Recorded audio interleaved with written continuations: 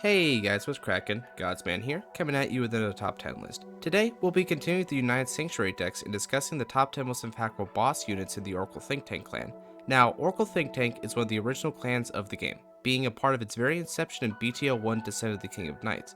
Piloted by the main female lead Misaki Tokura, OTT gained a dedicated fan base for its unique aesthetic and waifu pilot, enjoying a great deal of screen time in the first two seasons of the anime before dropping off due to Misaki switching to the Genesis clan. Oracle Think Tank as a deck strategy revolves around deck manipulation and card advantage, utilizing various stack and draw effects to manipulate the deck and build the hand. Being one of the oldest clans in the game, OTT has been present for virtually every format excluding D-Era. However, despite its long history, the clan was not often a meta-dominant deck, with only a handful of strategies being considered top tier for their time. That said, Oracle Think Tank did occasionally receive powerful boss units which carried the clan to those moments of peak performance in the Vanguard metagame, and we'll be looking at the top 10 most impactful units from among them, rating them both on historical significance and viability relative to their time. Before we begin, however, let me quickly define a boss unit as a grade 3 or greater unit which possesses a skill on the Vanguard circle.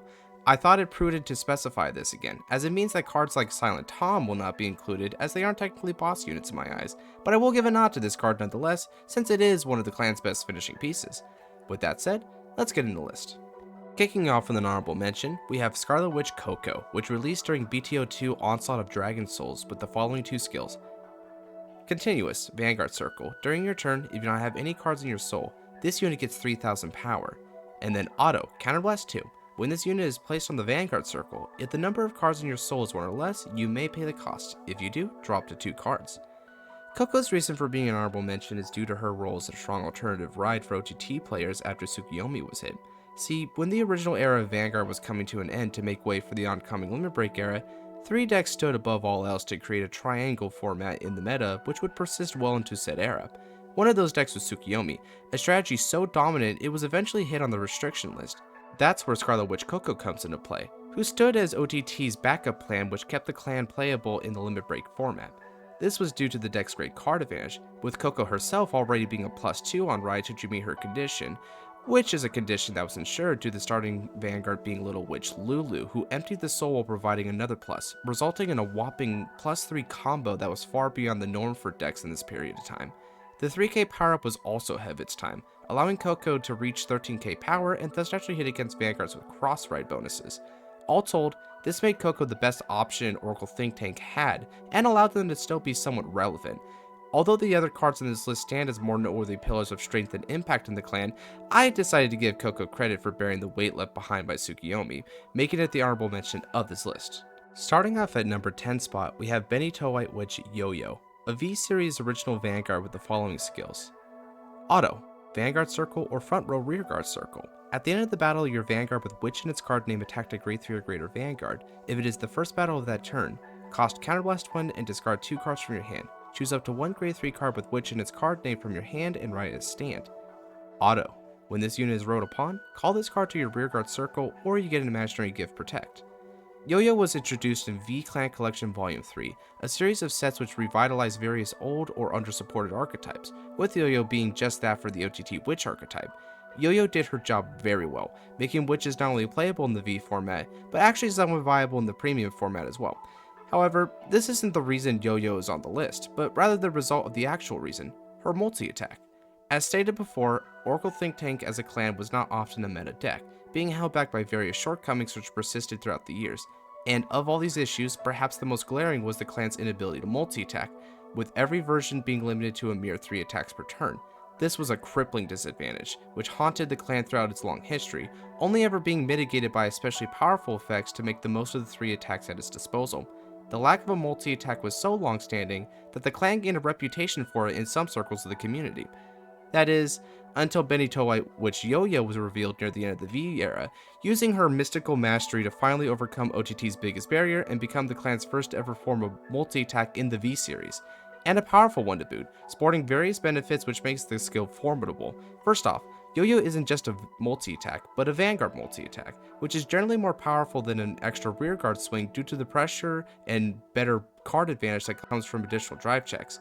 Speaking of which, Yo-Yo's superior ride skill lets the new Vanguard keep the twin drive, which immediately offsets the discard cost and makes the second swing that much more deadly, potentially, especially in a clan like OTT, which can stack the deck. It being a superior ride is also a great benefit, as doing so would yield another protect marker, guarantee an extra sentinel in hand, making the skill a +1 in card advantage. Heck, its second skill was also a +1 in the form of either a rearguard or a sentinel, your choice, which makes a ride over Yo-Yo a +2 overall. So from an economic and offensive standpoint, this effect ruled. Another strong point for Yo-Yo is her versatility, with her rewrite skill being active even as a rearguard. This in particular made Yo-Yo function well in the premium format, allowing for Vanguard multi-attack while under the guard restrict of Ikigashima or after certain strides like Happiness Gathering Dragon King, which fulfilled their usefulness prior to the battle phase. And the potential ride targets were nice as well, with Wisteria Witch Zozo granting a very solid front row buff skill on attack to beat down the opponent. Unfortunately for Yo-Yo, while she was the first multi-attack in VOTT, she wasn't the first one period. That honor will go to a later card in this list, which unfortunately steals some of Yo-Yo's thunder, but more on that later. Although Yo-Yo herself didn't result in any spikes in the meta, she does hold great significance for finally breaking through OTT's greatest weakness for the V-Series version, and continues to serve the clan in a noteworthy capacity in current Witch strategies, making her worthy of the 10th spot on this list. Taking the 9th spot is Victorious Deer, another V original unit which possessed the following skill. Act on the Vanguard or Rearguard circle once per turn. Soul Blast 2 grade 3 units and discard a card from your hand. Look at 7 cards on the top of your deck. Reveal up to 2 critical triggers from among them. Put the reveal cards on the top of your deck in any order. Shuffle the rest of the cards looked at, put them on the bottom of the deck, and 6 of your unit gets power plus 10,000 until end of turn. Debuting the flagship set of the V format, Victorious Deer was a unit that immediately helped propel OTT into meta status in V's first ever metagame. With the skill of Victorious Deer, Oracle Think Tank had immediate access to a strong finisher, one that mended the clan's lower power levels with 10k boosts across the board. This was an absurd level of power gain to introduce right out of the gate for the format, especially since the decks of this time had little means of netting card advantage nor access to powerful guarding tools outside of Sentinel or the Protect marker, with OTT conveniently being the only Protect deck at the time. The ability to stack multiple criticals on top of the deck also made the skill deadly, turning all 3 attacks of the turn lethal should the opponent be at 4 or more damage, by first swinging with the Vanguard, then distributing the remaining criticals among the front row for 2 damage on both sides. And although the skill did require the player to Soul Blast 2 grade 3s, this synergized perfectly with the OTT game plan, which constantly rode in order to receive the coveted Protect marker, the best defensive tool the format had to offer, and a large reason why OTT decks could reliably live to turn 5 where Victorious Deer would first become online. All these factors combined made the Deer a finisher on Power Draconic Waterfall, the other meta strategy of the time. What holds Victorious Deer back, however, from higher spots is twofold. First off, while the card did serve as the principal finisher of the clan in early V, one would have to argue that this isn't the main reason the clan was meta at the time. That honor went to its better card advantage and access to Protect markers, which gave it an distinct edge. Secondly, despite its generic capabilities, Victorious Deer currently sees very little play, and fell off as time went on in the V Premium format, making its impact notable, but rather brief. Regardless, it still did contribute quite a bit, striking fear into the hearts of early V players with its terrifying kill power, landing it squarely at the number 9 spot. Descending into the number 8 spot is Happiness Gathering Dragon King, a stride unit with a single skill which reads, act on the Vanguard circle once per turn. Cost, turn a card from your G-Zone face up. Reveal cards on the top of your deck equal to the number of face-up cards in your G-Zone plus 2. Call all of the revealed normal units to the rear circle, and put all the revealed trigger units to your hand. Shuffle your deck. Then, activate all the trigger effects of the revealed cards. Released in P-Clan Collection 2022, Happiness Gathering Dragon King was a great unit in a set chock full of great units. Now, Dragon King's inclusion on this list is due to its contribution to Premium OTT as the clan's principal first stride. Historically, Oracle Think Tank suffered from a lack of a good first stride option, a curse the clan bared with for years. The G era saw no good first stride options for the whole of the clan, with Kamu Susanoo and Kirin both being on hit skills. Battle Sister Stalin had a good skill as a first stride, but was limited to Battle Sisters, which alienated the rest of the clan. Premium support would provide Sterling Witch Momo and esteemed Ikigashima, but Momo required resources and setup like counterblast and discards and a board, acting more as a finisher for the clan than a card to set it up. Meanwhile, Ichigashima was banned soon after its release, so that was not an option either. It wasn't until P-Clan Collection 2022, with the arrival of Dragon King, that this curse was seemingly broken, providing the clan an ideal first stride. Now, generally speaking, a first stride serves to provide a deck some amount of setup, resource generation, and or tempo. With its skill, Dragon King checks all these boxes, granting setup by calling units, resources via a +3 and flipping a card the G zone to turn GB3 units online, and tempo with the additional trigger effects which pressure the opponent and compound your advantage. The skill being completely free was also important, making the stride viable even should the opponent damage neither player. In all honesty, the only reason why this card isn't higher on the list is that the card is relatively new to the clan and hasn't had long to form its legend. However, fulfilling the crucial role of First Stride in Oracle Think Tank, Happiness Gathering Dragon King serves as a staple boss in the whole of the clan, and will continue to serve as a pillar of the clan's G-Zone well into the future. And now gunning in at number 7 is Battle Sister Fromage. This is a V-Retrain released in Clank Selection Volume 2 with 3 unique skills. First, Continuous Vanguard Circle. During your turn, if your opponent's Vanguard is grade 3 or greater, all of your units with Battle Sister in their card names get power plus 5,000. Second, Auto on the Vanguard or Rearguard Circle. When this unit is placed, Counterblast and Soul Blast and draw a card. Then, if you have a Vanguard with Battle Sister in its card name, draw a card. Act on the Vanguard Circle once per turn. Cost discard a card from your hand. Look at the same number of cards on the top of your deck as the number of your units with Battle Sister and their different card names, and put each card you looked at on the top or bottom of your deck in any order. The Battle Sisters are an archetype which are somewhat unique in the Oracle Think Tank, sporting an aggressive twist to a usually defensive strategy. Fromage is no exception, incentivizing flooding the field with sisters to maximize the power and deck manipulation abilities. All 3 effects in combination with one another makes Fromage a powerful Vanguard, who until recently was the principal Vanguard for Premium OTT. This was due not only to the inherent benefits of a V-Boss unit, that being a higher base power and marker generation, but also because the draw skill was on place, meaning that you could get away with the +2 right away before striding over her. The draw skill in particular is probably Fromage's strongest point, being both powerful and easily accessible. Having the skill available as a rearguard is also incredible, making all decks have potential access to at least a single draw even without a Bat-Sis Vanguard. Premium once again shined in this regard, with OTT having access to a few Battle Sister strides which would turn Fromage's +2 online regardless of the heart card. This generic implication is the biggest reason for Fromage being on the list, as the card became a clan staple which built on the clan's greater propensity for gaining card advantage. Serving as both a strong rearguard and a solid backup grade 3, Fromage was not hard to consider in most builds, and helped to make Battle Sisters the best variant of Premium OTT. Furthermore, in combination with her Dark Side Fromage Reverse, Battle Sisters became the current best performing version of OTT in the V-Series format, being a rogue contender currently. Overall, Battle Sister Fromage stands as a boon to her clan, bolstering the deck's plussing capabilities while re-establishing the power of the Battle Sister archetype, which had been meta long ago, but more on that in the next entry. Fromage takes 7th on this list. As promised, the next card on this list is another Battle Sister, that being Excite Battle Sister Stalin. Released in GPT-12, Dragon King's Awakening, Stalin dropped with the following skills. Act on the Vanguard Circle once per turn. Counterblast 1 and choose a face-down card with the same name as this unit from your G-Zone and turn it face up. You may Soul Charge 1. Then, look at the same number of cards on the top of your deck as the number of your rear guards with Battle Sister and their card names, and put each of them on the top or bottom of your deck in any order. Secondly, Continuous in the Vanguard Circle, Generation Break 3. All of your rearguards with Battle Sister and their card names get power plus 3,000. Now, Battle Sister Stalin was a strong stride unit which helped turn her archetype into a meta deck seemingly overnight during the G-Next era. This is a result of how perfectly both her skills interacted with the Battle Sister game plan. As stated previously with Fromage, Battle Sisters were inordinately aggressive relative to their clan, favoring a strong established field to beat down the opponent with, not unlike what you'd see from a Paladin clan in fact. Unfortunately, the clan lacked adequate pressure to make this strategy viable, failing to place OTT on the map. That is, until Stalin was revealed. With her skills, the deck now had the means to properly benefit off its own playstyle. First off, the skill to stack the deck was very strong, as seeing upwards of 5 cards in the deck made it very likely that multiple triggers could be stacked. Stalin being a stride meant that a total of 3 triggers could be checked with a triple drive. This in combination with the second skill to empower the field meant that every attack was going to be very big, demanding a minimum of 15k shield, which is usually a 2-card guard for the time. To make things even worse for the opponent, the deck would take advantage of this pressure by tacking on hit units.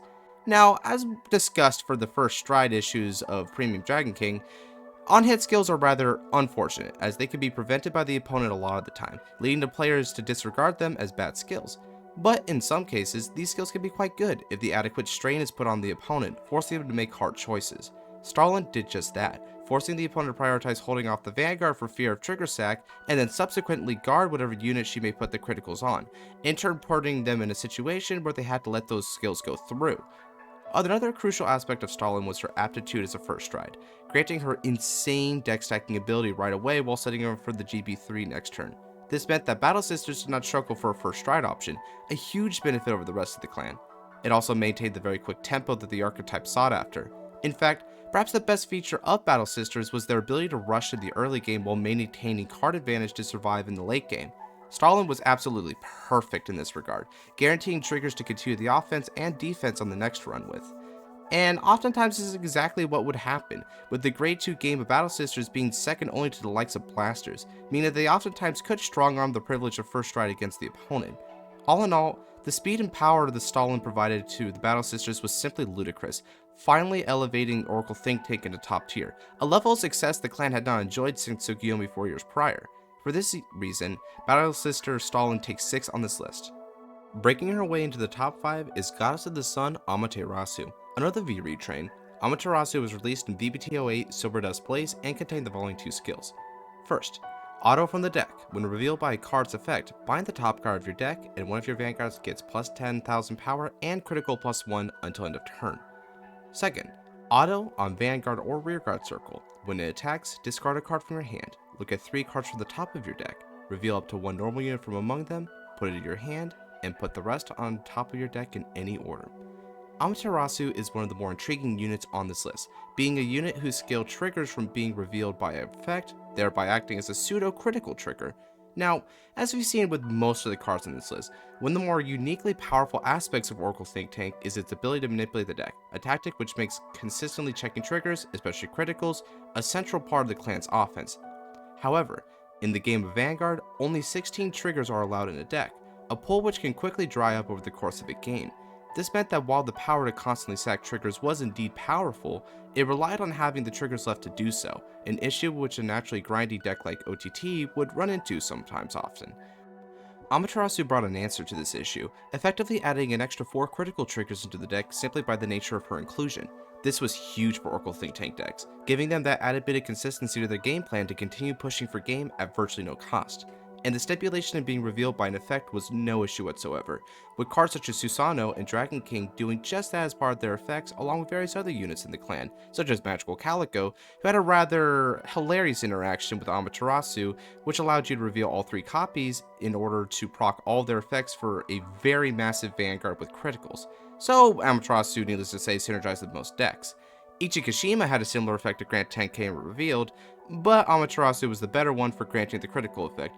Even the later released Tsukuyomi had the counterblast for the same critical, making Amaterasu the standout favorite of the bunch whose skill was sought after by most OTT strategies in both V and P formats.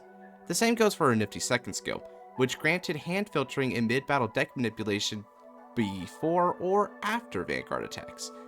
A subtle and funny benefit of this second skill is that Amaterasu reveals the card added to the hand, meaning that should she reveal a copy of herself, the first effect would trigger. So yes, Amaterasu can literally trigger herself, making the card that much more reliable. Much like for Maj, Amaterasu became a strong secondary boss unit for OTT decks, being both a valuable rearguard and a solid backup ride. Except Amaterasu was even more generically viable, with her deck manipulation being a rearguard skill. And of course, the benefit of pseudo extra critical triggers in the deck, while still being a powerful rearguard instead of an actual trigger body mind you, was too good to pass up, a benefit that any clan would kill for, but one unique to the Oracle Think Tank. Amaterasu elevates the entire clan in a way that only she could, her foundational benefit being only surpassed by the raw power of the remaining 4 cards above her. Even so, she takes a very respectable 5th spot on this list. At number 4 is the Master of Witches, Sterling Witch Momo, a stride released in Premium Collection 2020 with the following skill. Auto on the Vanguard Circle once per turn. When it attacks, counterblast to 1 and turn a card from your G-Zone face up. Discard up to 3 cards from your hand, and for each card discarded, 3 of your front row units get power plus 10,000 until end of turn. If you discarded 3 cards, at the end of that battle, stand this unit, and it gets drive minus 2. Now early in the list I alluded to a unit that had stolen Yo-Yo's thunder so to speak, and that card would be Momo. A card also performs a Vanguard multi-attack, but on a much larger and more holistically viable scale. Breaking down what makes Momo great isn't particularly hard, with the value of multi-attack already being abundantly clear throughout the course of this video. However, Momo was exceptional in a few other ways. First and foremost, the power-up skill of Momo was, quite frankly, over the top, allowing the entire front row to gain a whopping 30k power, a benefit that Momo reaped twice due to the restand. So OTT's power issue effectively goes out the window with Momo as the Vanguard. Momo also was completely generic, and her discard cost was easy to fulfill as the whole of the clan was centered around building a large hand size anyway. And since the card was not GB locked, you had free reign to plop her down on just about any turn, albeit usually not the first turn, as that's what we have Dragon King for these days. Immediately upon release, Momo became one of Oracle Think Tank's more formidable strides, finding her way into a plethora of decks as a powerful finisher. Ironically, despite the card being so incredible, there isn't really too much else to say about Momo. She was simply a game changer stride that radically upshifted the offensive potential of the deck. With Momo at its side, Premium OTT now had a veritable cannon of a boss unit, should the need for absolute force arise to win the game. With her raw power and inclusion in just about every version of the clan imaginable, Sterling Witch Momo stands as a juggernaut of the clan, impacting it more than enough to seize the 4th spot on this list. And shining radiantly like the moon at number 3 is Goddess of the Full Moon Tsukuyomi, who possesses these two skills. Continuous on the Vanguard or Rearguard circle, if you do not have a card named Goddess of the Half Moon Tsukuyomi, a card named Goddess of the Crescent Moon Tsukuyomi, and a card named Godhawk Ichibiyoshi in your soul, this unit gets minus 2000 power. Secondly, act on the Vanguard circle, Counterblast 2. If the number of Oracle Think Tank in your soul is 6 or more, draw 2 cards, choose a card from your hand, and put it into your soul. Released in Booster Set 3 Demonic Lord Invasion, Tsukuyomi is among the oldest and most iconic Vanguards in the history of the game. This was for various reasons, ranging from her prominent role as Masaki Tokura's principal boss unit in the original Vanguard anime, to being the first ever riot chain in the game alongside Galahad, to becoming the first meta Oracle Think Tank deck ever. There's a lot of history regarding Tsukuyomi, and for good reason, as she's easily one of the greatest boss units ever in OTT, the veritable face of the clan. So to understand the success of Tsukuyomi, let's quickly review the deck strategy and why it was good in early Vanguard. As previously mentioned, Tsukuyomi was the first ever ride chain deck. A ride chain refers to a series of cards which are specifically designed to be rode upon one another, and gain skills when doing so. Ride chains grant extra benefits when the proper cards are rode upon, such as gaining additional power and advantage. These decks also came with consistency effects to help ensure the proper ride each turn, as misriding the wrong unit can shut down the whole chain.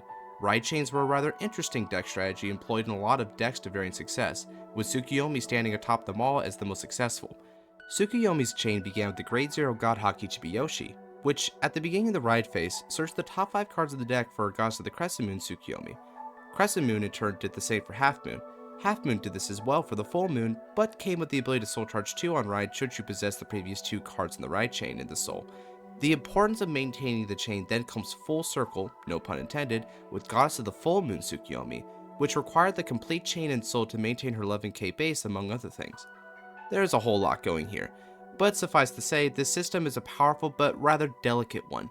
Starting with the only weakness of the deck, there is a huge emphasis placed on fulfilling this ride chain to completion, with a misride at any point resulting in a loss of soul and power. Thankfully, cards such as White Hair of Inaba and Tsukuyomi herself could correct the chain by placing missing units into the soul from hand. Still, misrides hurt a good deal when they happen. Having said that, this strategy was meta for a reason, and we'll go into that now. Now, the two underlying principles behind OTT card design is drawing and stacking, and Tsukuyomi employed both elements to great effect. As far as advantage was concerned, this came from multiple angles. The main Grade 3 herself of course added a +1 with her axe skill, but cards such as Luckbird and Dark Cat also gave additional draws. Interestingly, the ride chain was in of itself a sort of advantage engine, with each ride from the deck being a +1 due to the player not needing to commit a card from the hand to ride. That means that, if things go perfectly, the ride chain would net 3 cards in advantage, which, as we saw with Scarlet Witch Coco, was absolutely outrageous for the time. The second element, deck stacking, is a bit more convoluted.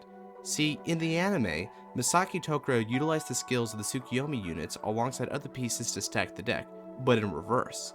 That is, Tsukuyomi took advantage of the various skills to place cards on the bottom of the deck in any order to organize the deck from the bottom up.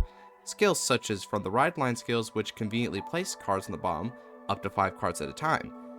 Needless to say, this is a wild strategy, and took a lot of time and memory to accomplish, but just as Masaki used her perfect memory to pull this maneuver off in the show, Players in the real-life game also managed to make this into a legitimate tactic, using the deck's superior card advantage to grind the game to a point where the entire deck was in fact organized. With a level of card economy and deck manipulation that exceeded everything else, Tsukuyomi was a force to be reckoned with in the meta. Being relevant well after the end of the OG era of Vanguard, it easily dominated many events during its time alongside the likes of Majesty Lord Blaster and Dragonic Overlord at the end. It was a fantastic outing, one that met its end with the hit on the January 2013 restriction list. However, the impact Tsukuyomi had on the game is simply undeniable, being one of the most, if not the most, iconic units of the entire clan, and stands as a symbol of the OTT's great potential. Although past her prime, Tsukuyomi will go down as one of the peaks of power in the Oracle think tank, creating a lasting impact on the clan thereafter. It takes the bronze on this list. And taking the runner-up spot on this list is still water festival deity Ichikashima.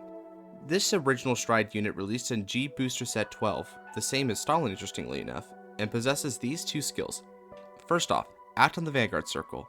Once per turn, Counterblast 1 and Soul Blast 1, choose a face-down card of the same name as this unit for your G-Zone, and turn it face-up. Draw 2 cards. Second skill, act on the Vanguard circle once per turn.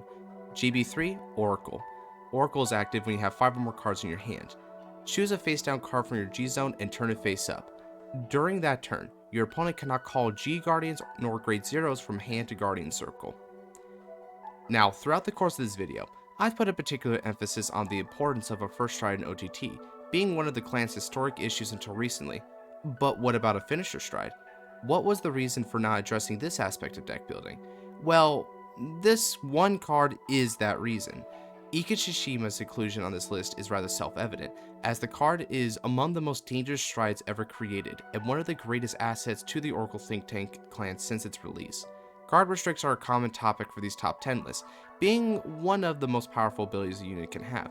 Ichikishima's is both absurdly powerful and unique unto herself.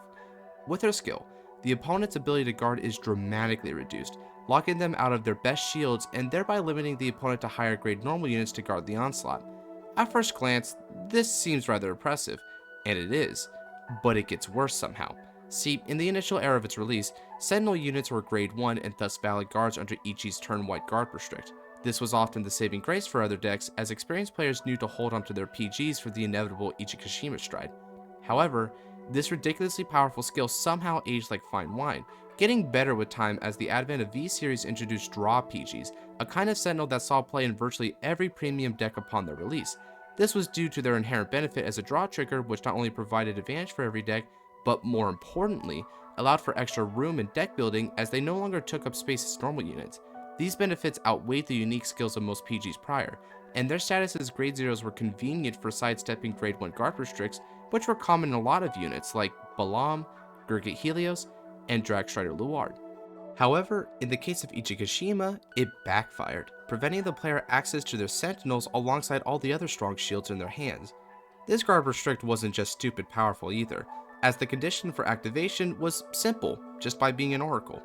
For reference, Oracle is the titular keyword of the Oracle think tank clan, and is a condition which allows certain effects to become available as long as the player has 5 or more cards in their hand. It's a rather simple condition, especially with the famous draw ability of OTT, with Ichikashima herself self-enabling this to a degree by drawing 2 cards with their first effect, a veritable pot of greed on legs. If that wasn't enough, the card also did not require a persona flip for her main skill, just the first skill, making it possible to perform the guard restrict up to 4 times in a game. Then again, perhaps persona flipping was more preferable, as this alongside the generic flip helped to turbo the chief deity of the heavens Amaterasu, one of the more powerful units among the GBA pool. There are a couple weaknesses here however, such as the card not providing any power-up skills whatsoever, meaning that the player had to find other means to accrue power onto the board, otherwise the opponent may very well be able to ward them off with the measly shields they had in hand. Another issue is the reliance on Oracle, which, while simple to maintain, is sometimes unfeasible if the OTT player is pushed to the limit and uses all the cards in their hand. This need to maintain Oracle, along with being a GB3 unit, meant that the opponent would often rush down Oracle think tank to strip them of their hand or outright win the game before the second stride. However, this didn't stop Ichikashima from being incredibly fearsome and a household name among game enders in Vanguard, and made her a hot contender for the number 1 spot, but was ultimately edged out for reasons that will become apparent in the upcoming entry. That said, Ichikashima is still among the most deadly strides out there, striking fear into the hearts of many fighters. It stands strong as both OTT's current greatest finisher and its second most impactful boss unit ever. And taking the top spot is, surprise surprise, esteemed deity of abundant waters Ichikashima. This is a stride retrain of the aforementioned Stillwater Ichikashima, and just like her comes with two very powerful skills. First off, act on the Vanguard circle once per turn, cost Counterblast 1 and turn a card from your G-Zone face up, draw a card, and until end of turn, your opponent cannot use the auto skills of Guardians, and this unit gets continuous in the Vanguard circle Oracle. All of your front row units get power plus 2000 for each card in your hand. Second skill, continuous in the G-Zone. If this card is face up, when you would call the number of cards in your hand, include the face up cards in your G-Zone. Indeed, the only stride capable of beating out the monsters Ichikashima is a direct upgrade of herself, and I do mean upgrade, as this Ichikashima addresses the weaknesses of the OG version while also coming equipped with a deadly guard restrict of her own. Breaking down what makes this version so good, however, is surprisingly simple, as it took the strategy precedent set by the original and perfected it. To that end, Abundant Water Ichikashima's main appeal is of course her guard restrict. Now, I imagine some of you viewers might be wondering why this guard restrict is better than the OG's despite not preventing grade zeros nor G Guardians from guarding. Well, to be fair, it isn't objectively better, but it was equally deadly in a less counterable way, as this isn't really a guard restrict at all, but rather a guard negate, a tricky kind of ability to prevent guardian abilities that only a handful of units such as Castile possesses. The power of the guard negate lies in its open-ended nature, disrupting most form of guards by turning off their auto abilities. This means that G guards were neutered to 15k shields barring rare Kant skills, many normal units lost access to their guardian circle effects, and worst of all, sentinels were effectively zero shield bricks which could not activate their PG effect. Of course, this still meant that the opponent could put down their 15k shield units, but Ichikashima saw to that with her front row power up which capitalized on the clan's massive draw power for massive buffs to the field. And given that the card also allowed the player to count the G-Zone for the power, reducing the OTT player's hand size was no longer a viable strategy to prevent the skill from running them over. In fact, Ichikashima here didn't have a GB lock on her whatsoever, making her even faster than the original and a valid first stride for the brief period of time. As one would imagine, this was a recipe for success, or disaster depending where you stood, and Abundant Waters Ichikashima became one of the strongest strides to be released in Premium Collection 2019, a set which took the premium world by storm with its brigade of powerful stride units, being comparable in strength to units like Katrina and Castile Daimonis. This leads me to the overall impact of the card, and what is perhaps the greatest compliment that a unit can receive in a top 10 list like this: it's banned. That's right, as of the time of recording this video, Ichikashima is restricted from play in the premium metagame, being axed rather quickly after her release, and for good reason too, as Oracle Think Tank rose to be virtually unbeatable with her in the roster, and not because of some random combo or exploit, but because the raw power of Abundant Waters was far too much for decks to handle, especially since it could go full force as soon as turn 3, making her the ideal first stride target before being banned and putting the clan back to square one on that regard.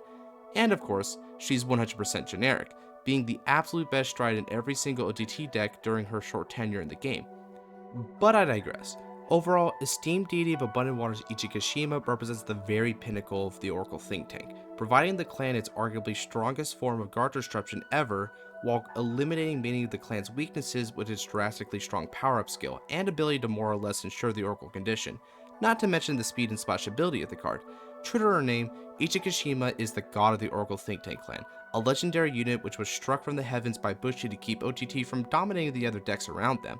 But even behind bars on the restriction list, the absolute strength and near perfect kill potential of Abundant Waters is still feared to this day, and thus remains at the top of the clan's most impactful boss units ever. And that was the list. While not the most impressive clan in terms of its meta track record, Oracle Think Tank did see a few periods of immense power, particularly in recent years, with many of its greatest units coming in the form of V units and premium era strides. Even so, the deck possesses a long history with various strategies coming and going, and remains one of the more iconic clans of the game. It's unclear what the future holds for the success of the clan, but both the deck and its player base will do what they do best, and make the most of whatever future comes their way. Anyway, if you like this kind of content, then let me know what other top 10 lists you would like me to do. Next up is Genesis, my favorite clan outside the 3 Paladin decks and a kindred spirit to the OTT clan. If you have any comments for this list, or perhaps suggestion for the upcoming Genesis list, then let me know down in the comment section below. Trust me, I read them. In the meantime, check out my other videos. I do top 10 videos like this, fight nights, tier lists, the whole shebang. And if you like what you see, consider leaving a subscribe and turn on the notification bell for the next time I upload a video. And with that, take care and God bless.